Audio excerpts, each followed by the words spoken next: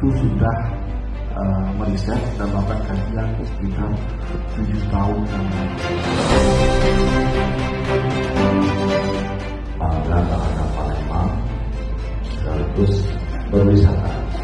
Jadi kalau pariwisata harus bangga dan ya harus senang. Bagi semua.